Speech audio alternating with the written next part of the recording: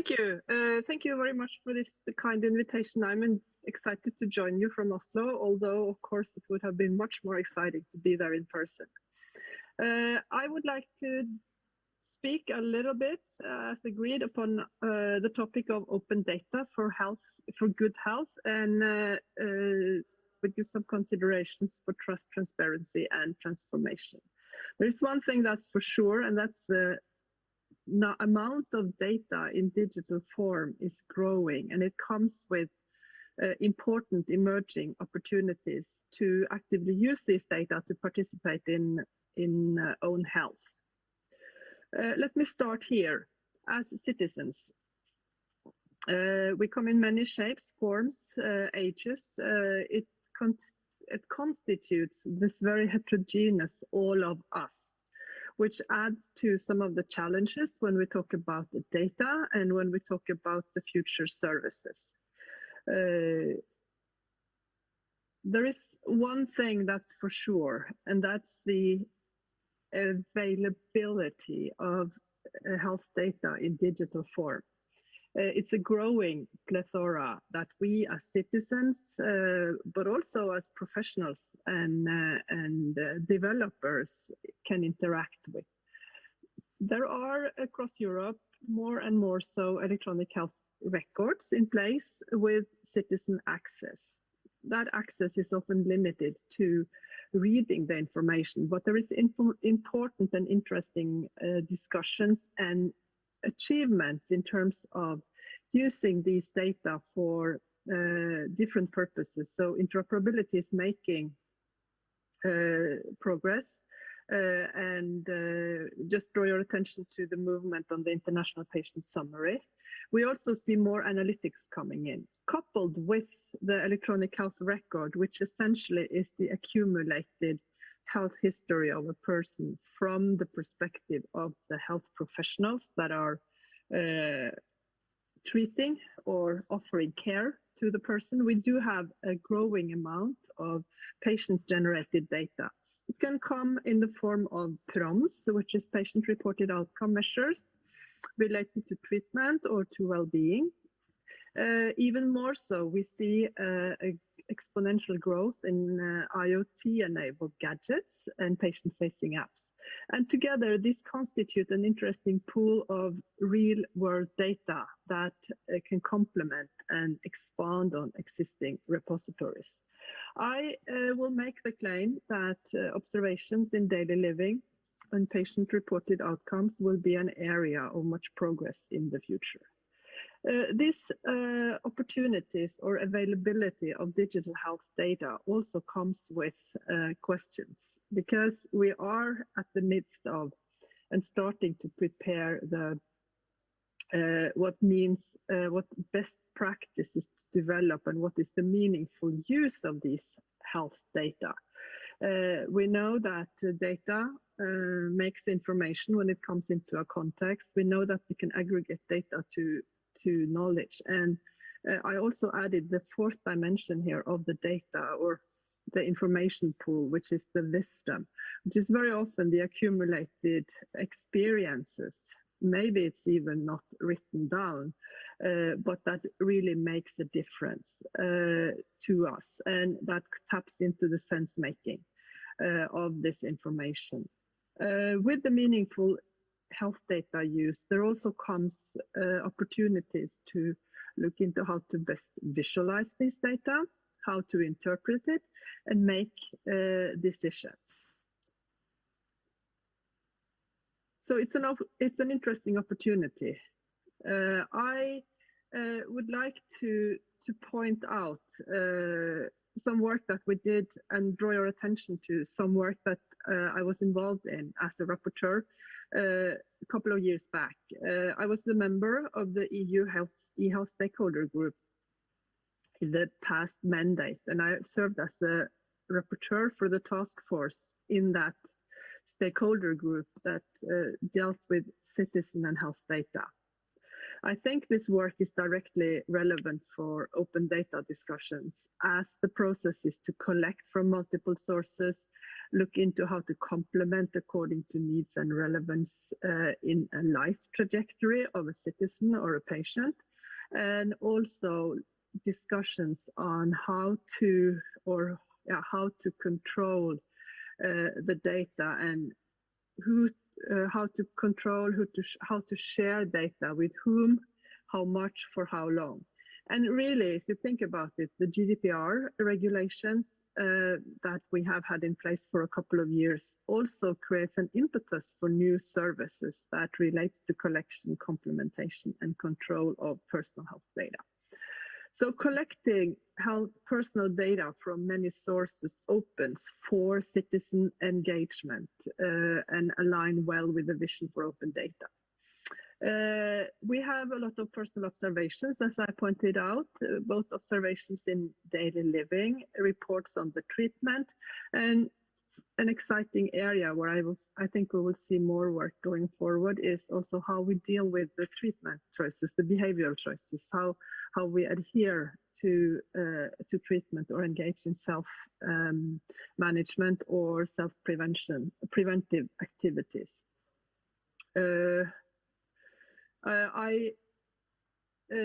And of course, the personal health records and the electronic health records. And there are certain aspects of these sources where I would argue that from a citizen perspective and in the life trajectory perspective, some of this information is more relevant than other information from a daily use perspective. That brings me to a second process that is important when it comes to citizen and health data, and that is the discussions on complementation or curation of health data. I think it's fair to claim that the electronic health record as an accumulated history of health and illness episodes and connection points and interactions with health professionals serves multiple purposes. And from a citizen perspective, not all of that is the things that was highly relevant 5 years ago may not be relevant today. So having an opportunity to curate, to review, to annotate, to explain experience, or to add some of the oral information, to coordinate, to collaborate with and be a data-equipped collaborator with the support network that you have with the team of health professionals, using some of these data to make sense, maybe adding a keyword to what's already there makes a million of a difference. And then also making choices around personalized views, if you have special concerns that you're following up on, or if there are certain things going on. So essentially, with the collection and the complementation, curation activities, as a citizen, the vision is that you can actually contribute also to co-create my health story. The last dimension, which is with this longitudinal storage of health data for coordination, for cross-border care, for data-driven health and wellness, which the previous two activities on collection and complementation really points to. There is opportunities that requires considerations of trust and privacy. So the custodianship added an important dimension to this work, and allowing the individual to differentiate and choose what to share with whom for how long became an important dimension.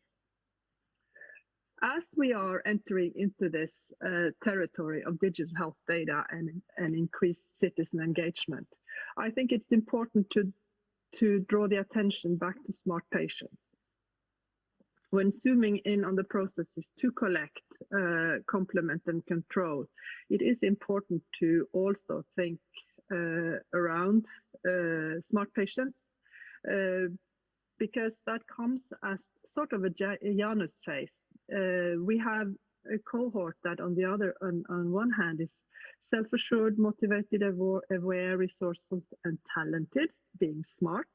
But at the same time, we are meeting with, and also for ourselves at certain periods of time.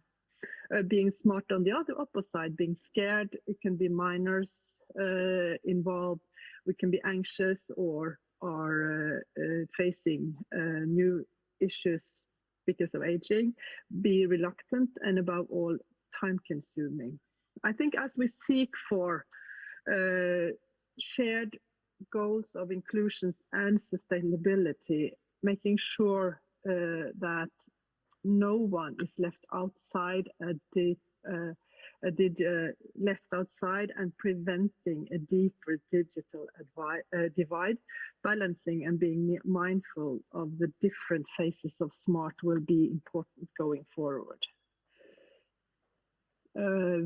We will actually have the opportunity to tap into some of these issues more systematically and going into depth. For the next 5 years, I will coordinate the Gravitate Health IMI project. IMI is the Innovation Medicine Initiative, which is a huge EU initiative for private-public partnerships, and I'm coordinating a consortium of 39 members from public and private partners.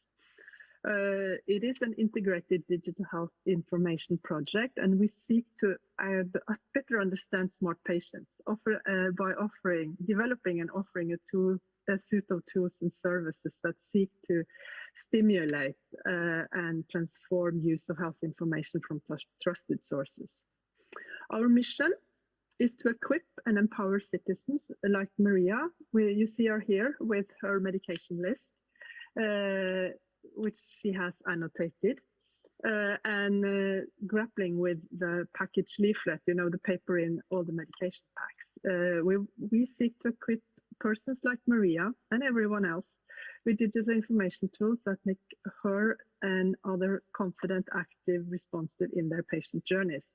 And specifically then zooming in on use of safe use of medications for better health outcomes and quality of life.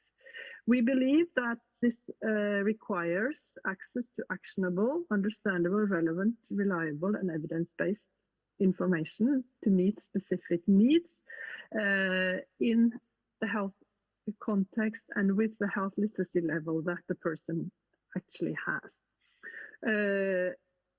Access to health information in digital form is actually our opportunity, and our ambition is to provide the G-Lens concept. So you can see it in the middle of the slide, which is set up to focus, not to conceal or filter information from trusted sources, starting with the approved electronic health product, the electronic product information that comes with medication, and by this starting to offer patients a route to access trustworthy information from the EHR and other sources like up-to-date health education material that meets their individual, often situated needs.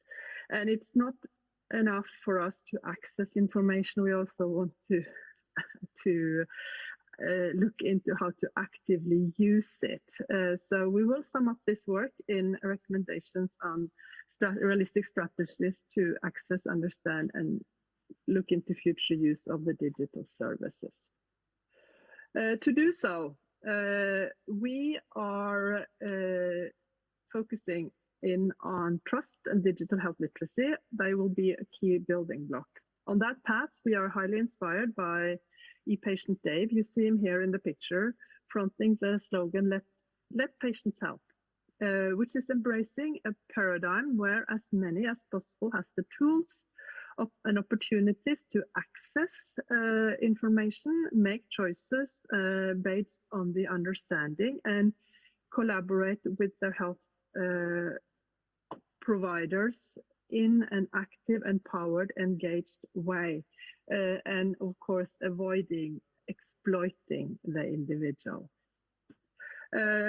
Digital health literacy is a required quality to actively use digital health services to feel safe and in preferred control of personal health during the life trajectory. Capacity to access is only a starting point.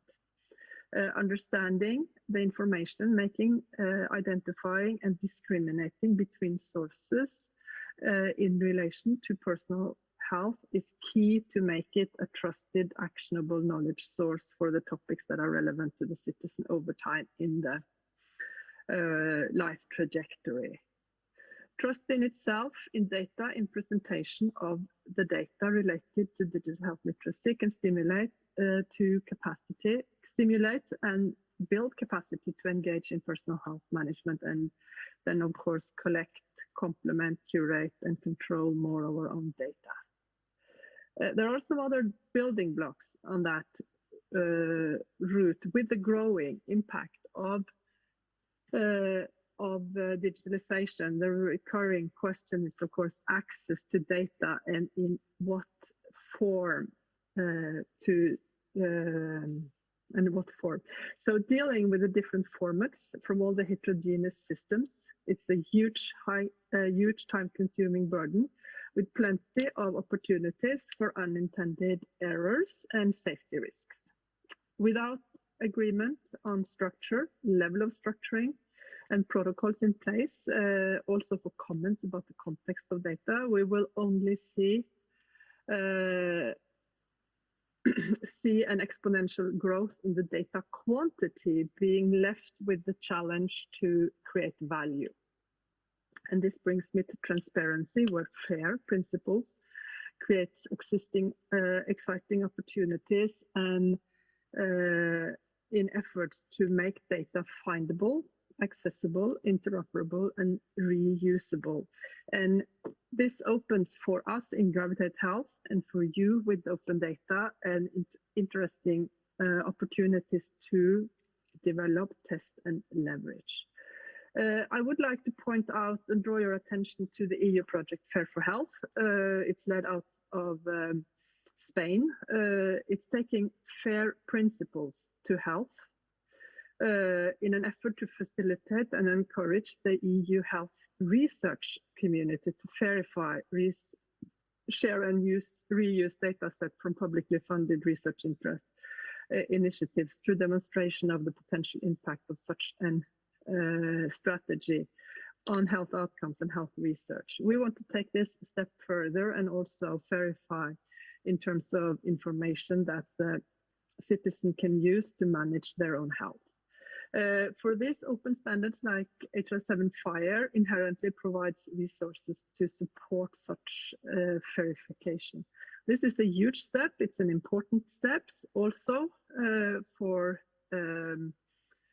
but in the future, citizens as the beneficiaries will enjoy more transparency of health data and opportunities to complement with personal observations to create value and to control what they like to share with whom for which purposes.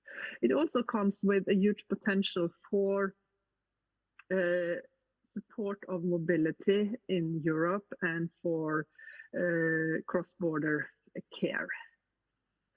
And it comes with a possibility and an opportunity to transform to good health, where we actually use health data in everyday life.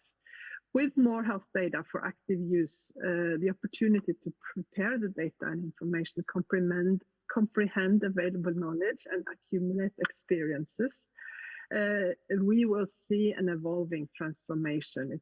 That can be driven by open data, verifying for good health.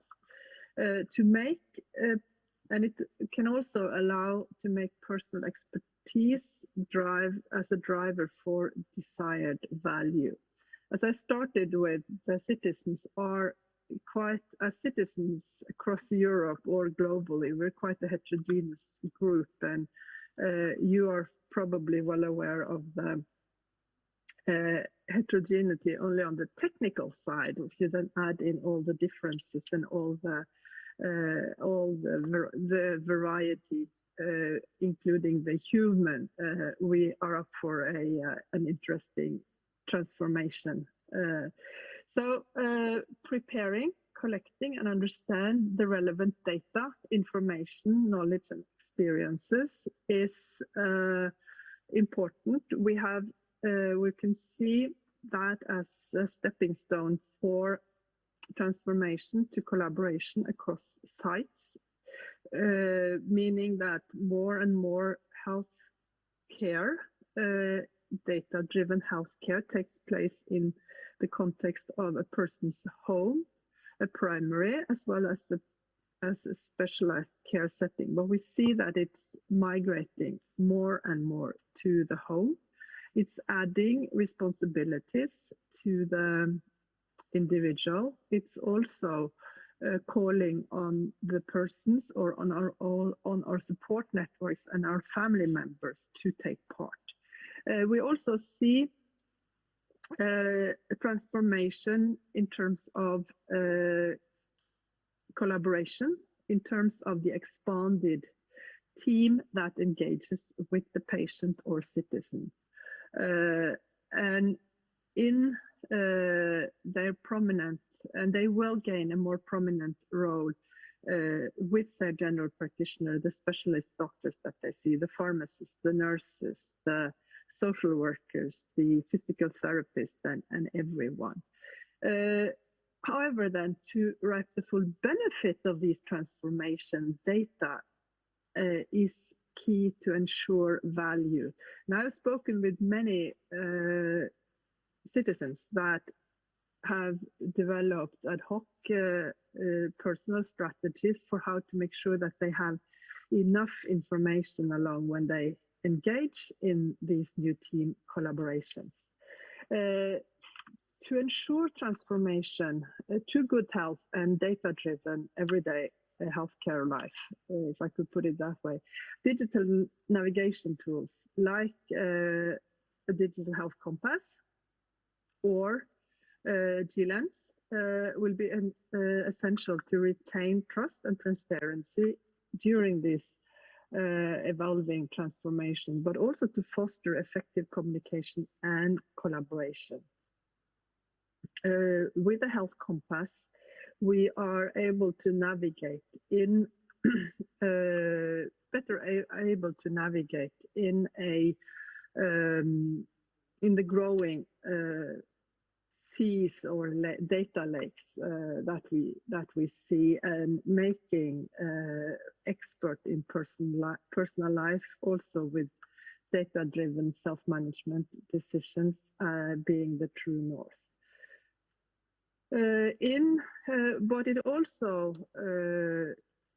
taps into the possibility to enact properly, to evaluate the sources, to educate, to evolve and use the experiences. In Gravitate Health, we will be researching approaches that will focus in this plethora of health information and trying to find out how we can present the most relevant for the concerns and activities at hand today, given also personal capacities, motivation, drivers, preferences, health concerns, previous conditions, while maintaining the information and integrity. Because if you're taking information from multiple sources, it is a challenge to present it in a new context. And we have seen in the past that healthcare is specifically vulnerable to lack of integrity of the information when it's taken into a new setting. I would also make the argument that respecting preferences and developing and actively seeking to develop capacities for all to access this digital information and to make sense, comprehend and understand the information, open up health data, opens up for use of health data in new and novel ways. And I would make the argument that opening up, verifying, making available, going across the judicial or the legal barriers, and opening up the health data for active use is fuel for such processes going forward. So on that note, I look forward to also see the progress you make in this open data, excuse me, Expo and in your community. Thank you for the opportunity to speak with you this morning. Thank you for inviting, and I look forward to the future interactions. I also would invite you and encourage you to follow Gravitate Health on our website, on Twitter, or you can reach out to me via email. So thank you for your attention. Thank you very much, Anne. Thank you for your presentation. It was very, very interesting, especially regarding the situation in Czech Republic, where we are not really into digitalization in the health sector right now. And if I may, I have some questions from our participants. Ms. Moen, do you think that the concept of smart patient can be also one of the topics for transgenerational cooperation in families, like children and grandparents? Yes, I think there is a lot of, thank you for the question. I think collaboration across generations is a key opportunity. And I would like to draw your attention to the picture, which is actually from a project we had where younger digital natives in a way came to a assisted living facility to bring some of the people that live there more up to speed in using technology. So there is a huge opportunity in transgenerational collaboration to learn how to use the tools. They had a lot of fun. This is just one picture exemplifying some of the experiences, and I think so yes, I would like to add a note of concern or caution or consideration is maybe the better word, to say that it's two things. It's one is accessing the tools, accessing the digital information. The second is making sense of it. And I think that can actually also be a more equal, mutual relationship where the younger partners learn how to access the information or use to access the information. The older can also add wisdom to what they find. Thank you very much. We have another question.